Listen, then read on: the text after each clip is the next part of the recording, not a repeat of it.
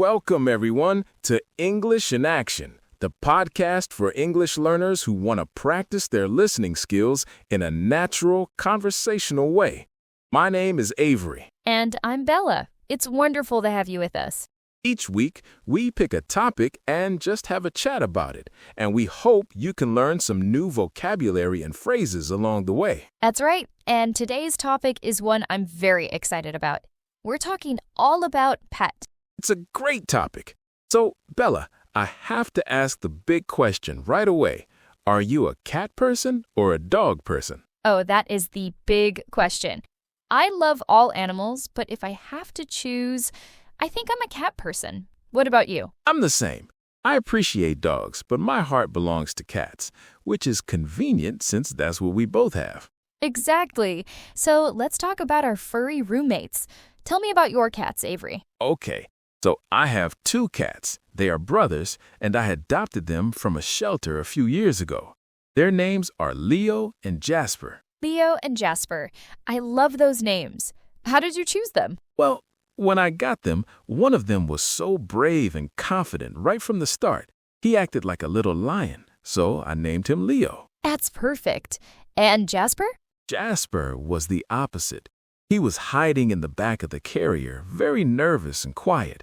He just seemed like a sensitive, gentle soul, and the name Jasper felt right for him. It's amazing how they have such distinct personalities from day one.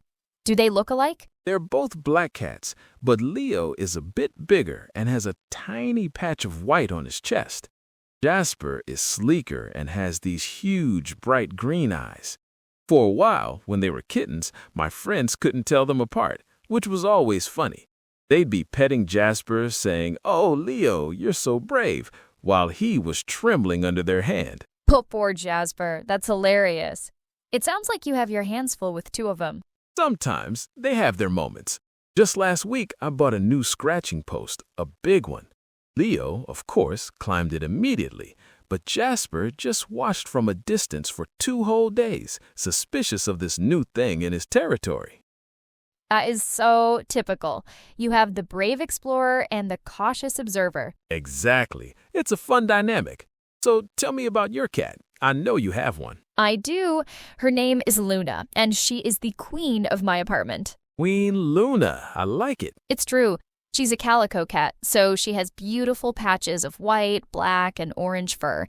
I got her as a tiny kitten from a friend whose cat had a litter. Oh, so you've had her since she was a baby. Yes, for about 5 years now.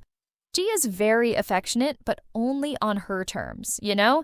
She'll decide when it's time for cuddles. I know that feeling very well. She's also very playful. Her favorite thing in the world is a simple red laser pointer. She will chase that little red dot until she is completely exhausted.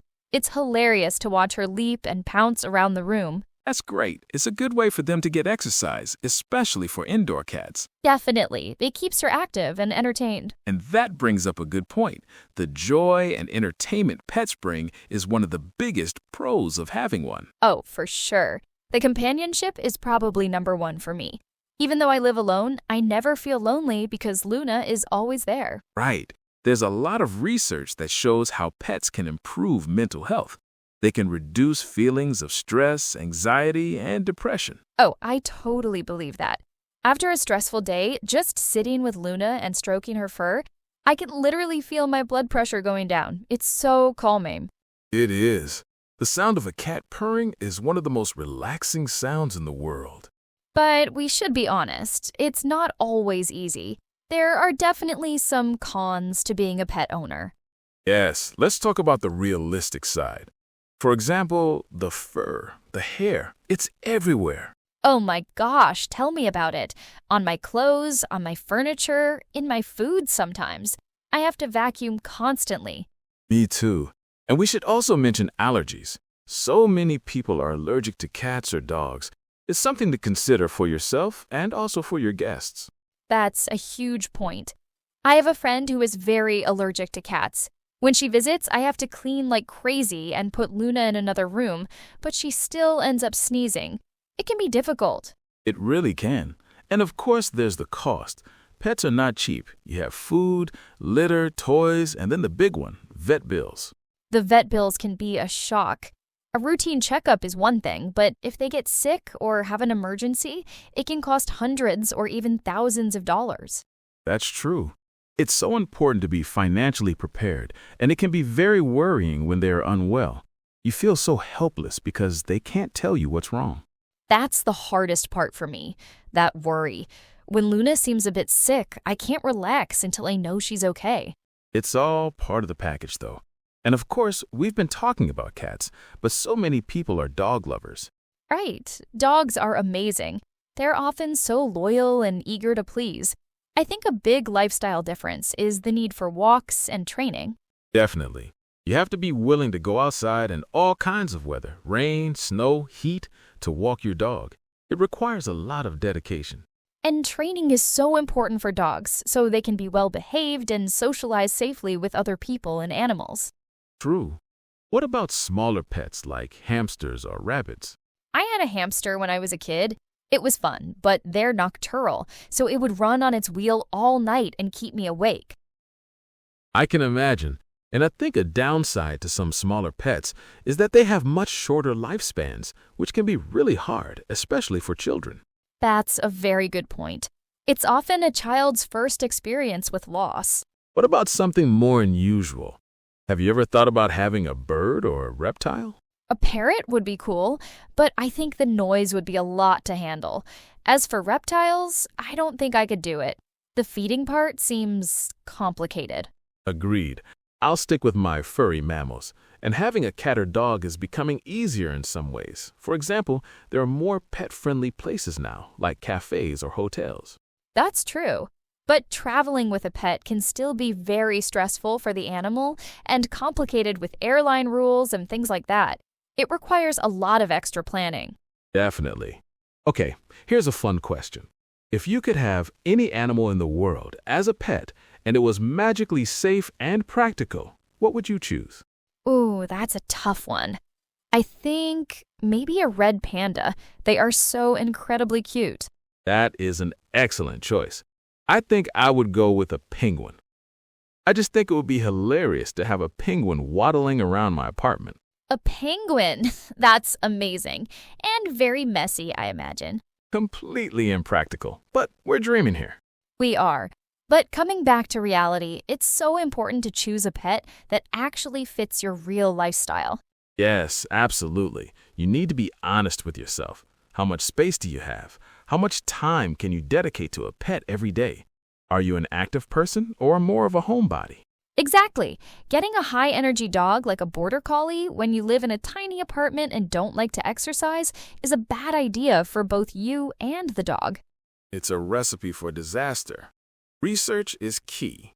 Before you get any pet, you should research the breed or species to understand its needs for diet, exercise, and social interaction.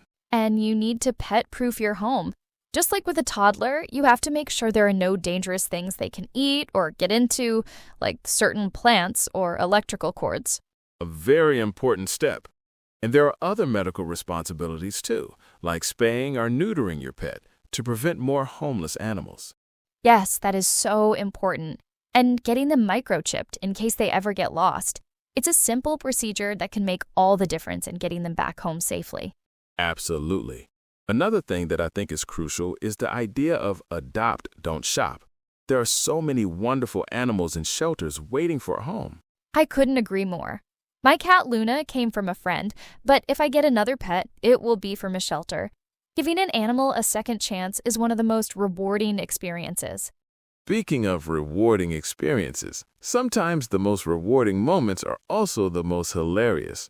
My cats are a constant source of comedy. I can imagine. With two of them, you must have endless stories. Oh, definitely. Just the other day, I was working from home on a video call. I had my headphones on and was very focused. Suddenly, my colleague on the other end of the call just burst out laughing. I had no idea why. I turned around, and there was Jasper sitting on the very top of my bookshelf, among the books, just staring down at me like a gargoyle. He'd managed to climb up the side, which I didn't even think was possible. It really is. You're not just getting a pet, you're saving a life.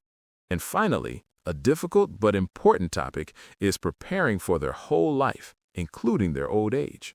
Right. Pets get old, they have health problems. It can be difficult and sad, but being there for them in their senior years is our final responsibility as owners. It's the last, greatest act of love we can give them. Wow, we've covered a lot today, from the joys of companionship to the responsibilities of care. We have. The main takeaway is that pets enrich our lives in so many ways, but they are a serious, long-term commitment. It's a decision that should be made carefully and with a lot of thought. Well said, Avery. To our audience, we'd love to know about your pets. Do you have a cat, a dog, a penguin? Yes, please tell us.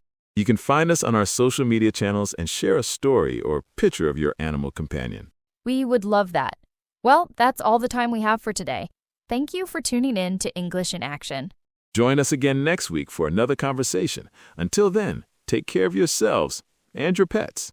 Bye for now.